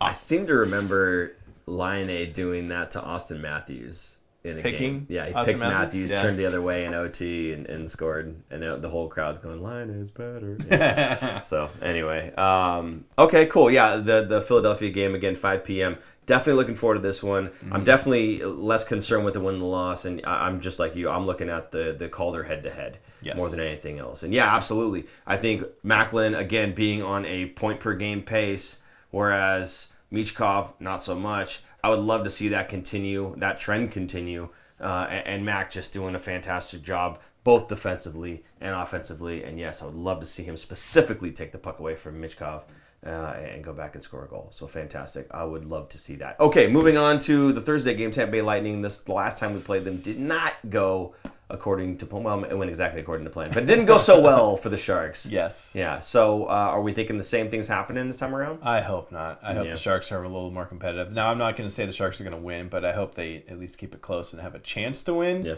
I think that would make me happy. Now, what I would like to see is maybe Georgiev playing the Philadelphia game and you save Askarov for the Tampa Bay game because he seems to elevate himself. Askarov seems to elevate himself. When he played against Edmonton, he was doing a show, man, because it was in Edmonton and he was robbing them left and right. So I think he elevates his game against the big time teams, especially Kucherov, a fellow Russian, maybe a couple other guys on there. He's gonna maybe talk a little smack in there because he doesn't keep his mouth shut. So I think that would be a good game to see Askarov playing against Tampa Bay, maybe stealing a win out of that. I don't think they'll play Askarov in the Philadelphia game because he just got done, right?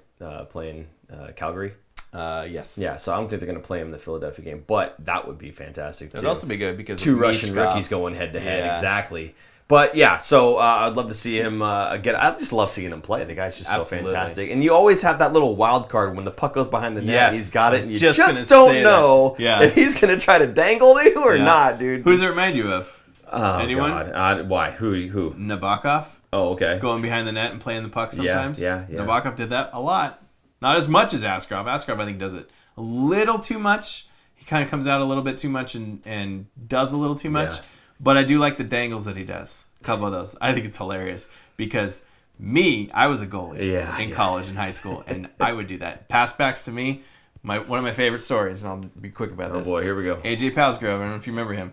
He was playing he was playing for 2 foot you? No. Okay. He told me he was going to. Because that was Is this the same one? Yes. Because you told us. Okay, Yes. go ahead. So I get the ball, pass back to me, right? And the ball, and he's coming screaming down the side, and he comes over and he slide tackles in front of me to block the ball as I'm about to pass it, and I cut it back behind me and pull it back the other way, and he just goes whoosh, and the whole crowd just goes, oh! And he gets up in my face, and I kick the ball away. And he gets in my face, and he goes in my ear, and he just goes, you do that again, I'm going to 2-foot you. He's just going to take me out. I'm like, oh, that's great. Anyway, so I love it. I'm comfortable with the ball at my feet as a goalie. Yeah. Just like Askarov is comfortable with the puck on his stick. Make things happen. Fantastic. It's exciting. Keeps you on your toes. It's part of the game. Guys, get on with it. Get on with it. Get on with it. Get on with it. Get on with it. Yes. Get on with it. Get on with it. When he throws Thornton in there, dude. Anyway, Saturday against New Jersey. Go ahead. Saturday, New Jersey. Again, New Jersey who is it? Our athletic guy. He went to New Jersey instead after the Sharks. Was it Kurz? No. Kurz went to the Islanders. He's on Philly. Who's our buddy? The one that was on the show with Corey. us. Corey Massasak. Thank you. He's in Colorado. I thought he went to New Jersey. No, he was in New Jersey. From New Jersey. Yeah, that's what it came was. here. He came from New Jersey to the yeah, Sharks. Okay, that's what it was. Yeah, I mean, such a good young talent back in that time, and they still have some good young talent there, obviously, with Hughes and everything. So, again, I think it'll be a good kind of comparison between the right now budding young star and the guy who's kind of established himself just a little bit. See them kind of going head to head. I like that. There's a lot of comparison of Jack Hughes to Celebrini. I'd say Jack Hughes and Sidney Crosby are the kind of two comparisons that we see a lot at Celebrini. So that'll be good to see them up against each other. Yeah, definitely looking forward to that. There's some good young talent on that team, and I'd love to see how Macklin attacks it. Is Timo playing? He's in it? Mm-hmm. There's another good reason to watch this game right there. I hope Zetterlund backtracks and takes the puck off of Timo Meier's stick. Or Mook Madulin. And Mook Madulin puts him in the Cleans wall. him off. Yeah. It is not Timo time. Clock down. Put that clock down. We don't have the clock anymore. It's gone. It's long gone. Yeah. Oh, well. Okay. Anything else to talk about in this game? Any comments in there you want to pull out right now? No, let's go. No? That's it? Yep. Wow. He's done with you guys. I'm not. So I'm going to say thank you guys for being in the chat. I appreciate you. All your comments in here, making it fun with everything that was going on there. Aaron, again, the super chat function, we didn't get any tonight. That's no problem. But if you guys would like to go ahead and support the show, that's the way you could do it, super chat, or Venmo at the Fin Factor. Check out the merch store at thefinfactor.com. Anything that we have there for sale, again, does help support the show. Appreciate you guys doing that. Blue Sky. You want to fire away and pump Blue Sky?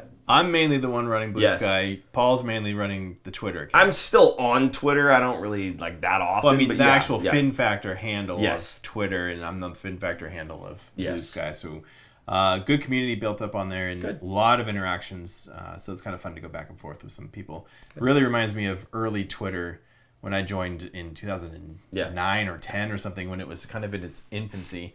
There's a lot more sports people coming over now, so it's making it more lively during sports games, especially Sharks games. Yeah. So it's fun. And I like the point you made about Blue Sky being people who haven't been there for 5 years and totally forgot about their accounts. Exactly. Right? It's Yeah. people very who active. Yeah. who are actively joining, so therefore Yes. they have active accounts. I like that. That's good. So we hope to see you guys there as well. But of course, we hope to see you guys in our next live show. If you have not hit the subscribe button, you probably won't know when we're going live. And we only do this like once a week. Again, if we were doing it every day and you were getting an email every day, I could see how that'd be annoying. It's once a week, guys. We're just letting you know when we're here. So pop in, hit that notification bell when you do subscribe so that you know when we are going live. And of course, if you like the show, give us a thumbs up. Appreciate that very much. Anything else, Aaron? No? Spotify. Yeah, we're on Spotify. There you go. We're on Spotify. Find us, The Fin Factor, under podcasts. You'll find it. Like us. Oh, I cannot lie. It was, a lot last, month, and Brutal, man. Just Oh, you brutal know, tonight. for Super Jason, I'm Paul. And I'm Aaron. We will see you guys Next week. Next week. Bye-bye. Happy New Year. Happy New Year. Thanks for tuning in. If you like this episode, check out our other content, especially interviews. You can interact with us directly through social media at The Fin Factor and on Instagram at Fin Factor. And don't forget to join our live streams on YouTube. Visit our website at thefinfactor.com, where you'll find all of our episodes as videos or podcasts. You